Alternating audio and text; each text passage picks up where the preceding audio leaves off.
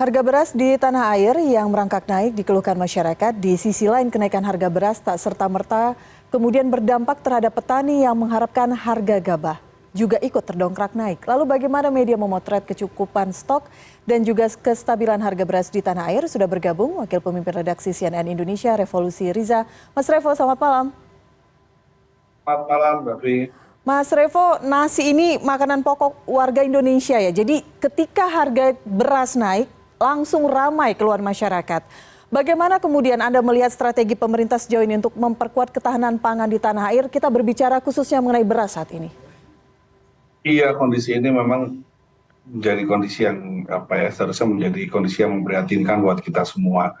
Harga beras di pasaran naik menjadi kisaran di atas 10.000, jadi bahkan ada yang 12.000 ya di pantauan media kita, bahkan di beberapa pasar beras itu 12.000.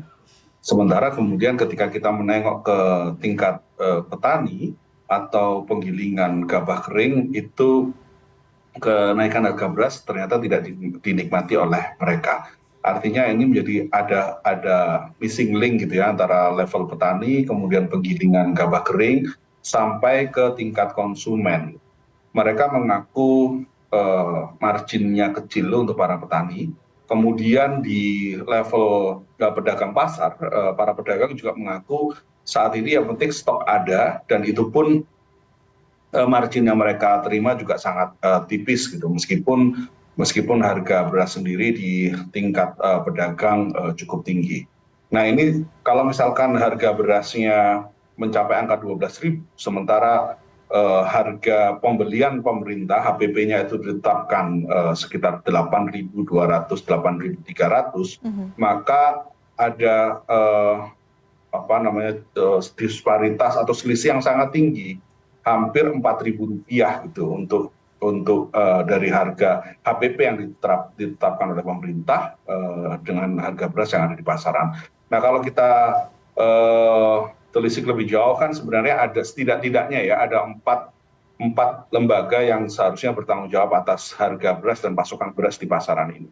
Ada Kementerian Pertanian tentu sebagai yang mengatur bagaimana kemudian regulasi-regulasi termasuk mengawasi tingkat petani gitu. Bagaimana kemudian mereka punya kewajiban untuk meningkatkan produktivitas beras nasional. Kemudian ada Bulog yang menyerap harga beras. Kemudian ada juga Kementerian Perdagangan dan Badan Pangan Nasional yang bertanggung jawab atas bagaimana ketersediaan pangan di tingkat masyarakat, dan kemudian harganya bisa diatur sedemikian rupa sehingga tetap terjangkau dan bisa dinikmati oleh semua kalangan. Jadi harga beras itu tidak memberatkan konsumen, tidak kemudian bisa menguntungkan pedagang, tapi juga menguntungkan para petani. Sebenarnya kan hakikatnya kenapa kemudian ditetapkan ada HPP, ada harga pembelian pemerintah, HPP-nya 8.300, 8.200, 8.300. Per Desember kemarin masih 8.200, itu kan karena kalau misalkan harga beras di pasaran itu terlalu tinggi, maka pemerintah harus bisa menjual beras melalui operasi-operasi pasar, Bulog melalui operasi pasar, atau Kementerian Perdagangan itu dengan harga HPP, dengan harga 8.200. Dan sebaliknya kalau misalkan terjadi panen raya, kemudian harga beras itu anjlok di pasaran karena pasokan terlalu besar dari petani, maka pemerintah harus membeli dengan harga 8.200 juga. Nah ini kan sekarang yang terjadi di pasaran hampir sekitaran 12.000.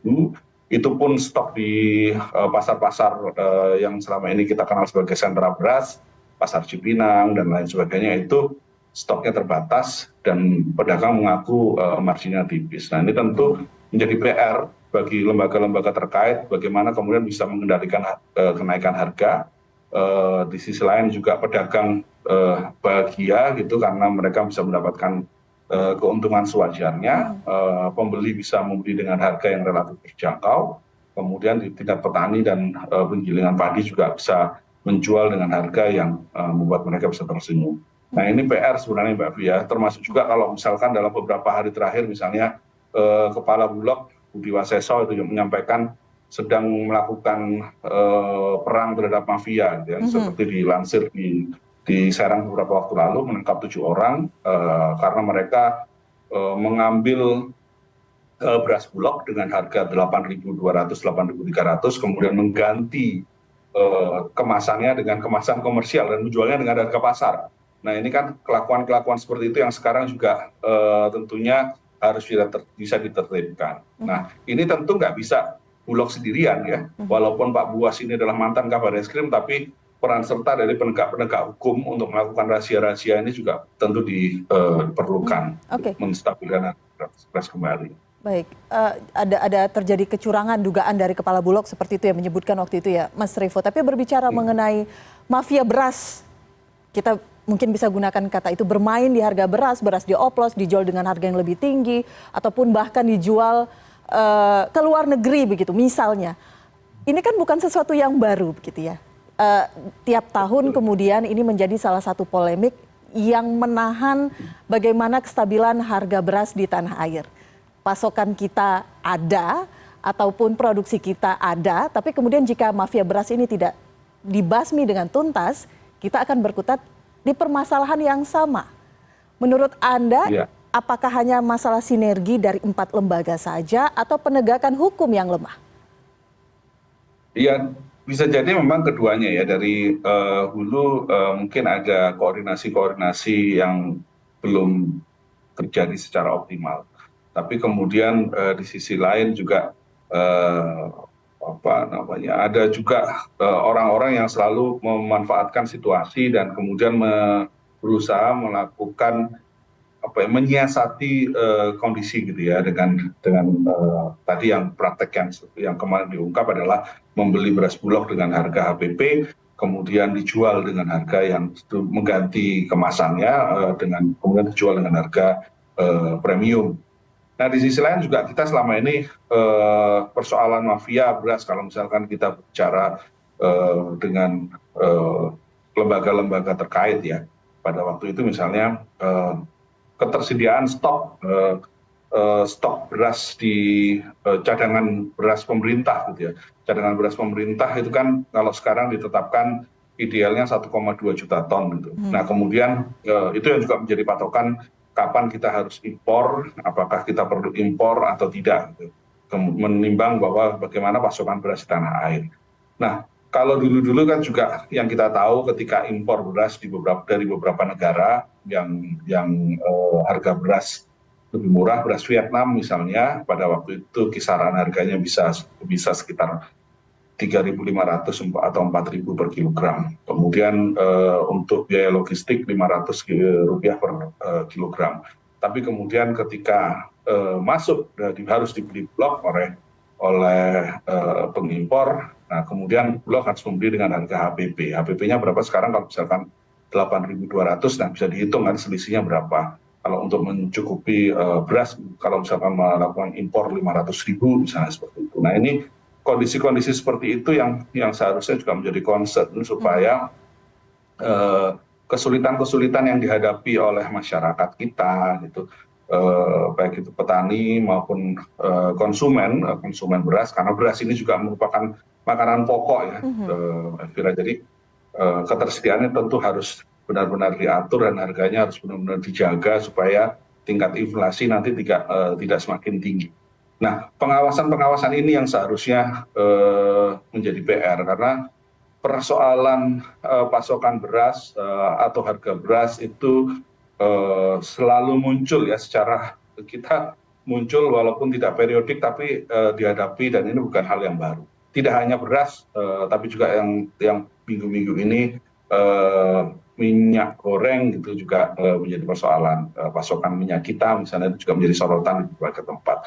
Nah ini tampaknya menjadi PR bersama bagi lembaga-lembaga terkait dan juga kemudian koordinasinya dengan penegak-penegak hukum untuk mengawasi dengan baik, dan jika memang terjadi hal-hal yang ada penyelewengan di sana, maka hukum harus ditegakkan sebenar-benarnya gitu, sehingga ada efek jera gitu, sehingga masyarakat juga tahu para mafia-mafia ini tidak mengulangi perbuatannya dan tidak menyalahgunakan lagi wewenang yang dimiliki misalnya gitu. Yang mereka artinya gini, dimiliki itu artinya bukan hanya dari bisa jadi oknum atau mungkin orang lain ya yang memiliki akses ke membeli harga beras bulog gitu dan kemudian menjualnya dengan harga yang komersil. Tapi ini kan harus semuanya kalau misalkan sudah terlibat dalam penyalahgunaan, maka penegakan hukum harus ditegakkan. Oke, baik. Mas Revo, terakhir karena ada 4 lembaga kemudian yang kita tunggu bagaimana sinerginya, bagaimana bisa sama-sama mengisi missing link tadi ya. Mas Revo mengatakan harga gabah di petani sekian, kemudian harga beras berbeda jauh, ada gapnya di sana. Apakah perlu ada salah satu lembaga yang kemudian maju satu langkah menjadi pemimpin, dikatakan seperti itu, misalnya Bulog, sehingga kemudian sinergitasnya bisa lebih ditingkatkan untuk menyelesaikan PR-PR yang ada? Ini yang harus sebenarnya kan kalau yang memimpin pasti harus presiden di sini harus mengawasi dan meminta keterangan dari beberapa pihak dan kemudian presiden juga apakah itu dari Bulog atau misalkan dari Bapanas yang harus menjadi penanggung jawab. Nah selama ini kan kita berharap fungsi Badan Pangan Nasional inilah yang kemudian menjadi fungsi koordinatif dari semuanya untuk mengatur ketersediaan stok, ketersediaan pasokan dan stabilisasi harga. Sebenarnya pemerintah ini kan sudah punya skema-skema yang sangat luar biasa, memiliki beberapa istilah-istilah, bahkan ada istilah ketersediaan pasokan dan stabilisasi harga KPSH, dan ada kemudian cadangan beras pemerintah, harga pembelian pemerintah, harga gabah kering panen dan sebagainya gitu. Sebenarnya skemanya sudah ada dan ini tinggal kemudian bagaimana skema-skema pengendalian harga dan ketersediaan pasokan ini, stabilisasi harga dan ketersediaan pasokan ini bisa terjaga gitu.